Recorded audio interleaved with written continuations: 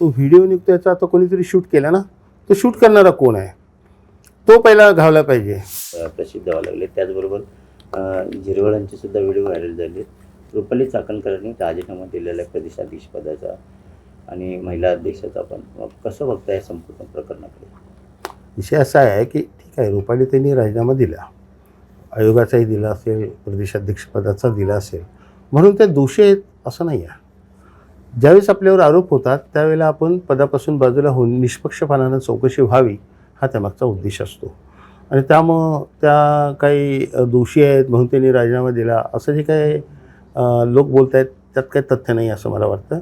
आणि त्यामुळे त्यांनी एक प्रामाणिकपणानं आपले राजीनामे देऊन बाजूला होण्याची भूमिका घेतली. आता तुम्ही चौकशी करा निष्पक्षपणानं.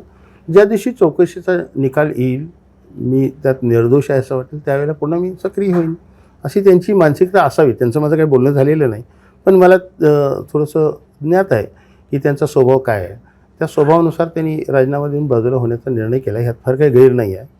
झिरवाळांच्या बाबतीतसुद्धा स्वतः मुख्यमंत्र्यांची बातमी ऐकली की काही वेगवेगळी व्हिडिओज अमालगमेट करून ते काहीतरी वेगळंच प्रकार आहे असं दाखवण्याचा प्रयत्न झालेला आहे.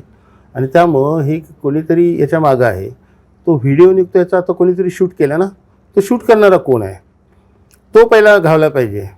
त्याची चौकशी झाली पाहिजे. आणि त्यांनी जर एखाद्याच्या पर्सनल लाईफमध्ये बेडमधला व्हिडिओ जर शूट केला असेल तर तो गुन्हा आहे संमतीशिवाय. त्यामुळे पहिला त्या माणसाला बघितलं पाहिजे ज्यांनी व्हिडिओ शूट केला आहे त्याच्यामागं कोण आहेत का, त्याच्यामागचे उद्देश काय आहेत हे तपासले गेले पाहिजेत. आणि त्यानंतर झिरवळांच्या बाबतीत बोलणं योग्य होईल.